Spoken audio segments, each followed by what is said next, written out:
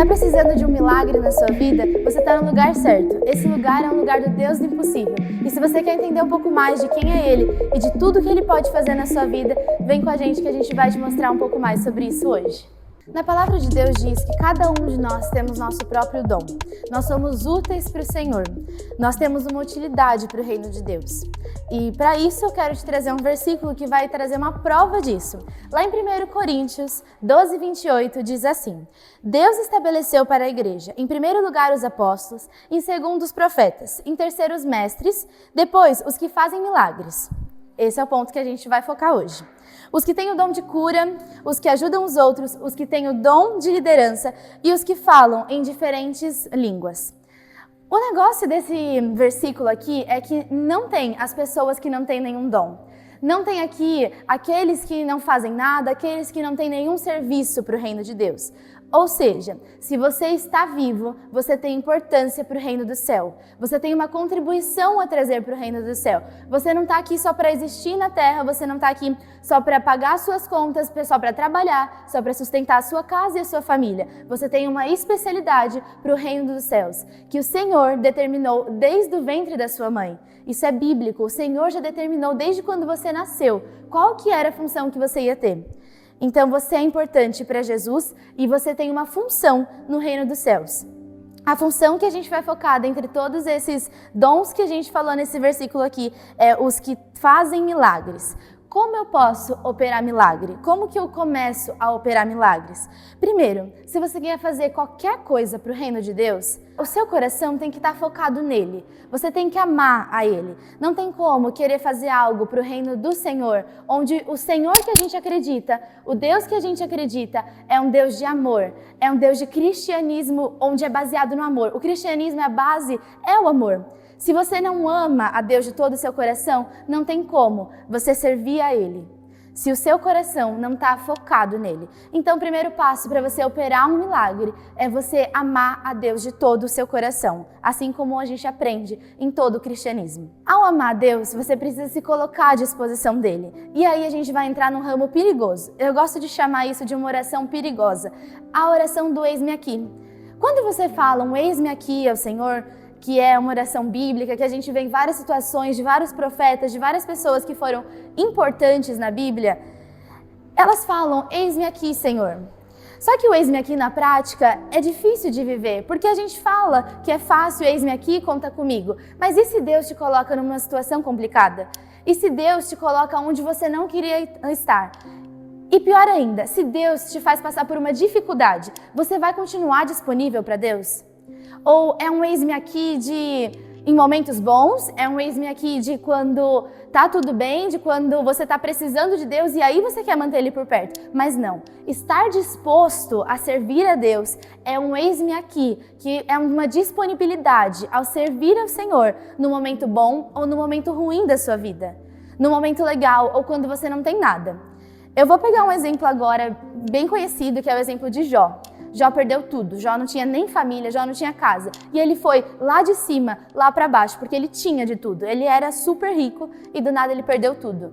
E ele manteve a sua fidelidade com Deus, reclamando das coisas. Mas ele continuava conversando com Deus. Ele continuava agindo como um filho, que é tendo relacionamento com o pai.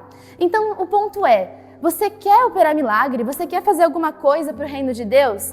Esteja disponível a todo momento. A todo momento, esteja respondendo, eis-me aqui, Senhor. Outro ponto importante, não pense que você quer operar um milagre, que você vai realizar um milagre, que você vai transformar a vida de alguém, que você vai curar a vida de alguém.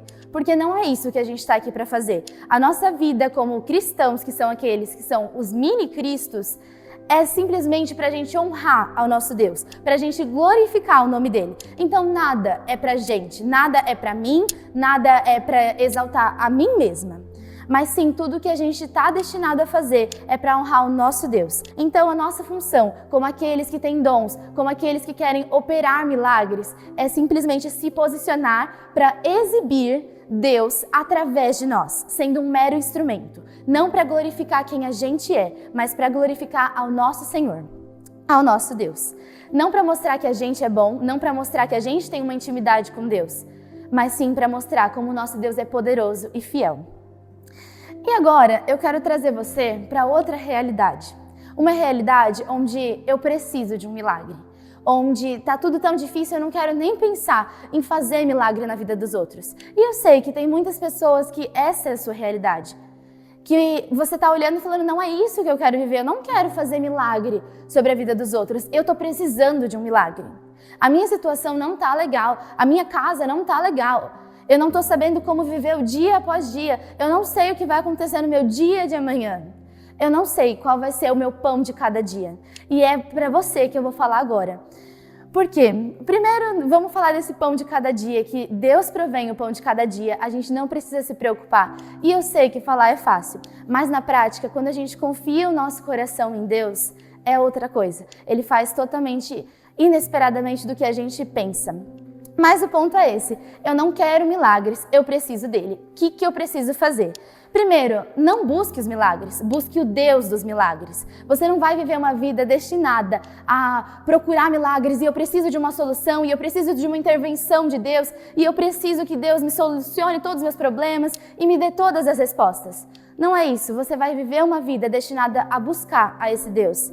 E a gente volta para o ponto do amor, de simplesmente amar a esse Deus. Então, não seja interesseiro com Deus. Eu vi uma frase uma vez que Deus não é o nosso garçom para a gente só ficar pedindo coisas a Ele.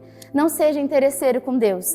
Ele pode sim prover tudo que a gente precisa, mas nós como filhos, não é legal a gente fazer isso de só ficar simplesmente pedindo e simplesmente pedindo. A gente não tem que ir atrás de tudo que Deus pode fazer. A gente tem que ir atrás de quem Deus é para nós. E Ele é um pai. Ele é um pai que provém? Ele é um pai que provém. Mas a gente tem que focar na parte de que Ele é um pai.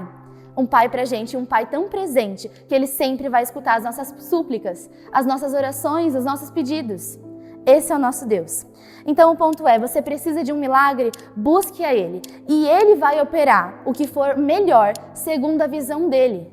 Não adianta você ficar pedindo, Deus, eu queria tanto isso, eu queria tanto aquilo, mas você não confia nele para Ele realizar a vontade dEle. Você não confia nele o suficiente para viver confiando nele, fechar os seus olhos e ir em frente. Você confia em Deus, mas com um passo atrás de faz a sua vontade, mas podia ser desse jeito.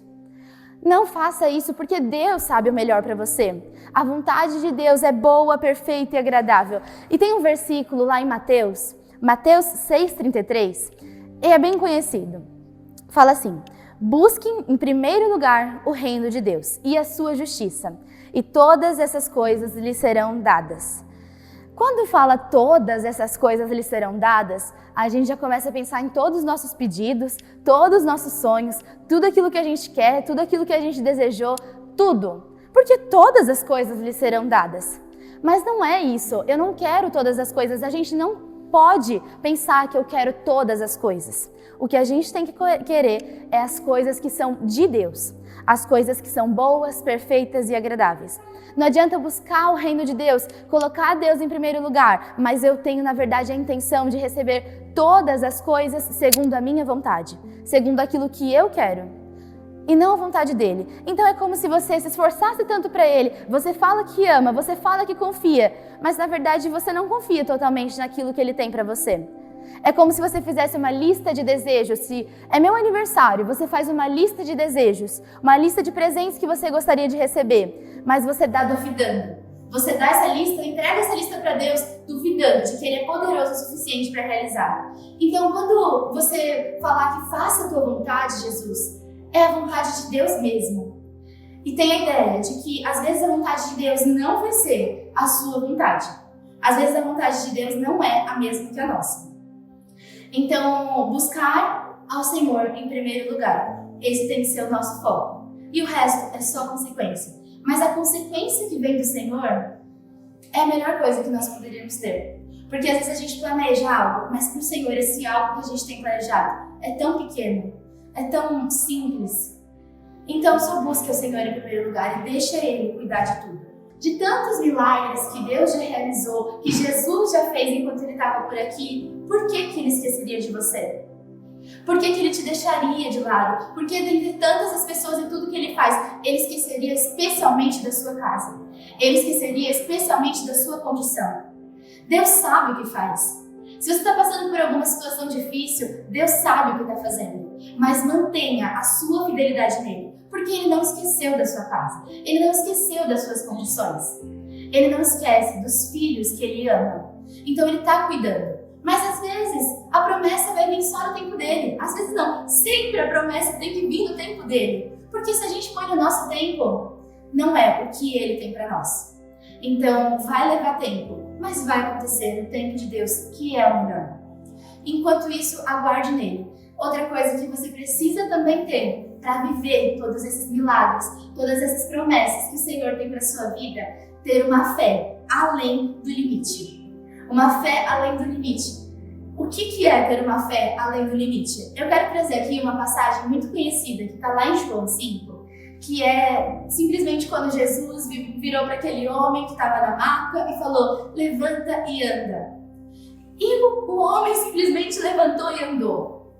Jesus não tinha nem encostado nele. Você entende que, além de ser Jesus, e detalhe importante, Jesus habita dentro de nós, a fé daquele homem, que ele creu que apenas essas 3 palavras, uma frase só, que Jesus disse, foi o suficiente para ele se entender como curado. Então você quer tanto milagre? Tenha fé no Deus que você tanto clama, no Deus que tanto te escuta. Creia nele. Se fosse você naquele lugar, você teria coragem de dar o primeiro passo e ver se dá realmente para levantar, pegar a maca e ir embora? Você testaria isso? Você daria esse primeiro passo? Porque é isso que Deus espera de nós. Quando Ele nos dá assim de bandeja, de bom grado, uma salvação e presentes e uma vida boa, Ele espera que nós venhamos acatar, mas crendo em tudo aquilo que Ele fez por nós. Como se Ele entregasse a salvação, você tem uma vida eterna, mas você precisa acreditar de que um Deus que te ama morreu por você. Então, se você quer tanto milagre, você precisa acreditar na fidelidade do seu Deus. Crer em tudo que Jesus faz é importante. E tudo envolve, sim, as partes ruins. Tudo envolve entender que a dificuldade é permitida por Deus. Tudo é entender que Deus não te abandonou e que você continua sendo importante para Deus. Isso envolve a fé além do limite. A fé além do limite é simplesmente dar o primeiro passo. É se desafiar. Porque o que aquele homem fez foi se desafiar. Ele creu, ele sabia que ele estava curado. Ninguém encostou nele, não tinha nada sendo derramado sobre ele, mas ele creu em Jesus. E ele levantou, e ele saiu andando. E ele levou a maca dele junto para testemunhar. Porque quando a gente vive um milagre, a gente precisa contar para os outros, exatamente para mostrar quem é o nosso Deus e tudo que Ele já fez nas nossas vidas. Não faz sentido a gente passar por um milagre, a gente passar por tudo e ser levantado e a gente guardar isso para nós.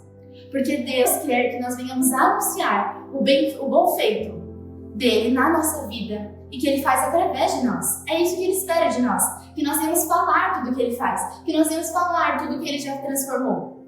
E se a gente não falar, como as pessoas vão saber que foi Ele que nos levantou? Se esforce a ter fé. Busque a Ele, busque ter relacionamento com Ele. É muito difícil para mim ter fé, eu nunca vejo essa fé, a fé não vai dar para ver mesmo. Mas como eu vou alcançar então essa fé se eu não consigo ver? Simplesmente buscando a Ele. Com relacionamento você passa a acreditar mais nele. Você passa a entender quem Ele é e ver que simplesmente o que parece impossível é tão simples para Ele.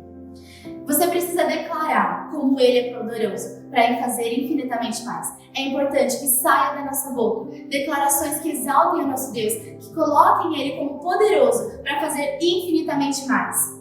A gente precisa começar a declarar: mas meu coração ainda não está certo. Dê o primeiro passo, comece a falar. Deixa pelo menos o diabo pensar que é o que você pensa. E aquilo vai começar a transformar o nosso coração. Porque quando a gente começa a falar muito de uma coisa, o nosso coração vai começar a se encher. Porque a boca fala daquilo que o coração está cheio. Então, se a gente está falando tanto disso, automaticamente, como consequência, vai passar a ser algo firmado nos nossos corações. Algo firmado nas nossas vidas. Então, declare o quão poderoso é o seu Deus. Isso vai ajudar a fortalecer a sua fé. E por último, para a gente encerrar aqui, mais um passo que a gente tem para poder fazer é exatamente o que eu falei de desafiar a sua fé. Dê o primeiro passo, coloque diante de Deus, derrame diante dele seus problemas, derrame diante dele suas dificuldades, os seus medos, os seus anseios. Ele quer ouvir. Ai, mas Deus sabe de tudo. Deus é onipotente, onipresente, Ele já sabe o que eu estou passando. Mas pensa na alegria de um pai, de ver a filha ou o filho sentado na cama e contando: pai, eu preciso da sua ajuda, o que eu posso fazer agora e para onde eu vou? Ah não, mas ele já está vendo o que está acontecendo, a gente mora na mesma casa, ele está vendo. Mas olha a importância de você ir buscar seu pai e falar: eu preciso da sua ajuda. O peso é muito maior e pensa como o coração desse pai se alegra. É a mesma coisa com Deus. Pensa na alegria dele, da gente buscar por ele, da gente ir atrás e pedir simplesmente a ajuda dele. Então dê esse primeiro passo. Coloque diante dele as suas dificuldades. Coloque diante dele aquilo que você precisa. Faça com que ele escute mesmo que você precisa da ajuda dele. Isso não é vergonhoso, porque Deus é a nossa força. Mas a gente precisa pedir ajuda, a gente precisa pedir para que ele estenda a mão dele e nos levante. Senão a gente nunca vai enxergar a mão dele lá. Se a gente sempre ficar achando que a gente é forte o suficiente, a gente nunca vai ver que ele já está ali com a mão estendida para nós.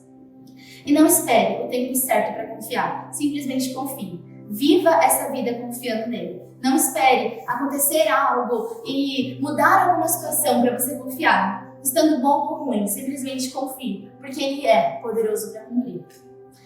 Bom, é isso que eu queria te falar hoje. Espero que tenha te abençoado. Mas antes da gente encerrar, eu queria poder fazer uma oração sobre a sua casa e sobre a sua família. Eu te convido a fechar os seus olhos e deixar simplesmente Deus tomar conta das coisas.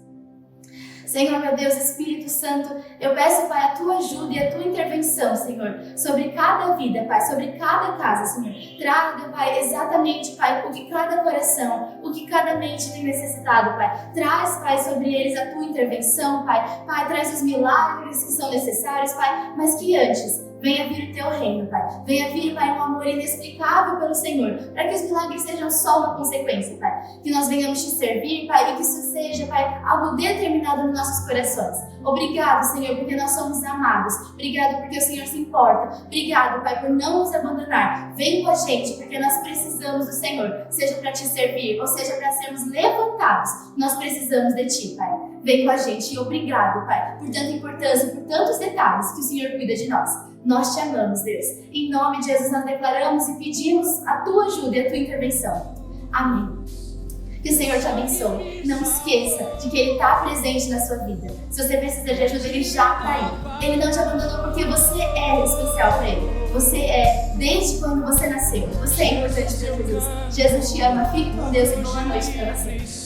Se você tem sido abençoado pelos nossos cultos, se a palavra tem falado ao seu coração e tem gerado mudanças e experiências em você e sua família, e você deseja ser um ofertante ou dizimista, semeando financeiramente no reino de Deus através desse ministério, poderá fazer por meio das nossas contas bancárias, por transferência ou Pix, CNPJ, usando os dados bancários que estão aparecendo na sua tela. A alma generosa prosperará, e aquele que atende também será atendido.